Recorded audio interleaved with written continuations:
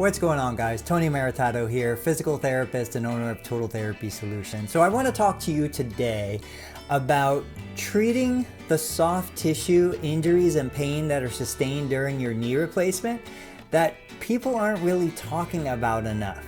Now you're probably looking at my necklace, my bling. I'm going to use this as an example later in the video, so keep watching. If you're not subscribed to the YouTube channel, take a minute, subscribe while I'm talking, ring the notification bell so you get notified when I post new videos. My goal is to get more new videos, weekly videos out here so I can answer your questions, and people having total knee replacements in the future have a resource to find the answers and the information they've been looking for. So let's get back into the topic. A lot of patients, one of the posts recently in our Facebook group was relating to thigh and calf pain being more intense and more problematic than the pain from the knee. And I can tell you that over the last 2.5–3 years, I've seen this as a growing trend. Now, I think we can figure out the upper thigh pain. Part of the problem with that is the tourniquet that's used during surgery. Not all procedures, but many times there's a tourniquet placed around the upper thigh.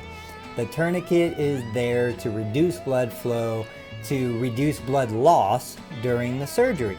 Okay, the problem is the unintended consequence of tissue damage due to the tourniquet itself, and the bruising, the swelling, the pain due to the tourniquet that I don't think patients are adequately prepared for.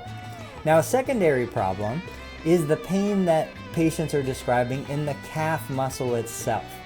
I can't say that I have a solution or an explanation for what is causing that, but I can tell you that more than one patient over the last couple years has come in and told me that the pain in the calf is so intense, it limits their ability to move their ankle, dorsiflex and plantar flex, and is probably more of a limiting factor to them walking than the actual pain and the limitation in range of motion at the knee. So what can you do about it? What can you do to reduce or resolve the pain in the calf and the thigh while you're rehabbing the total knee replacement? The first thing is, try to determine what you think is causing the pain. If you believe it is muscular in nature. When we're looking at what we call soft tissue, we're talking about muscle, we're talking about fascia, which is a kind of connective tissue, perhaps ligaments or tendons, in this case the iliotibial band.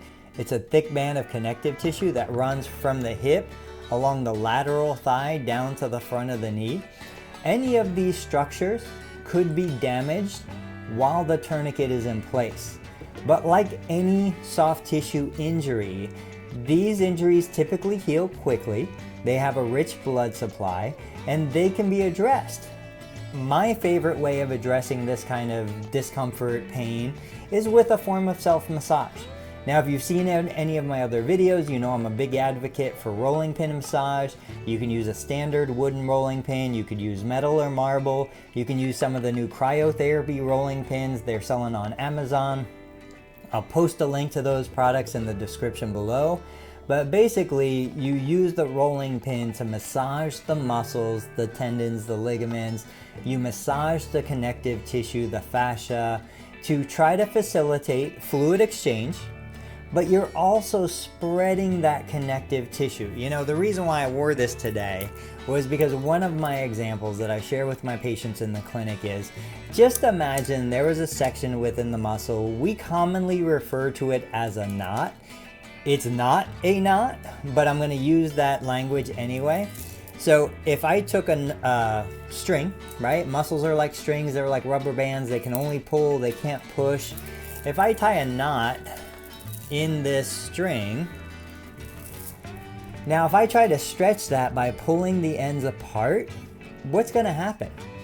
It's not going to go away, it's just going to get tighter. The nervous system is trying to protect the musculature, and so when you try to pull against a muscle that's tight because of the nervous system or because of scar tissue or other factors, it's just going to resist.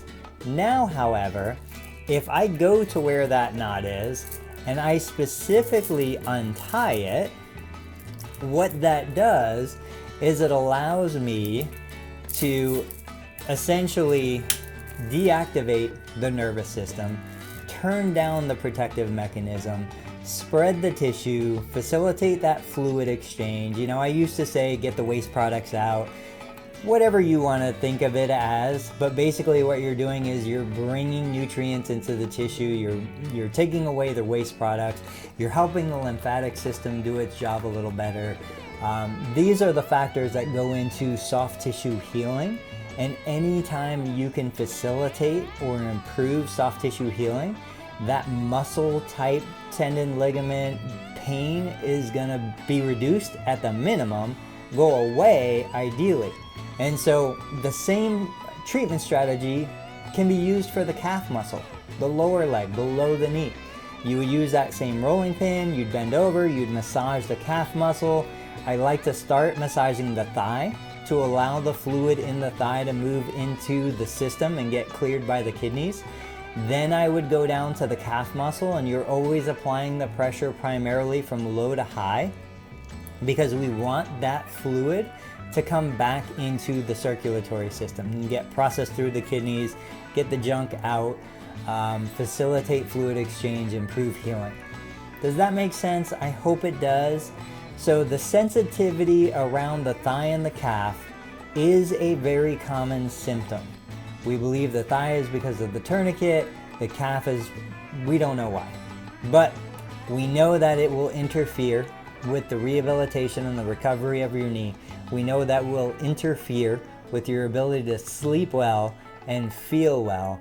And so the faster you can eliminate those soft tissue symptoms secondary to the surgery, the faster you can get back on your feet, get back to doing the things you love, and get back to doing the stuff that you wanted to do, which is the reason why you had the knee replacement in the first place.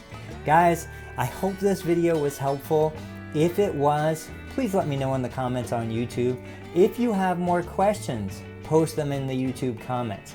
YouTube is the best platform for you to communicate what you want to know more about with me, because if I can answer your questions there, more people around the country and even around the world would be able to see this video and get answers to their questions also. Guys, as always, I appreciate your time. I appreciate your effort. Keep up the good fight. Keep doing what you're doing. You're doing it right, whether it's happening fast or slow. Just understand you're doing the right thing, and I'll catch you guys in the next video. Thanks for watching.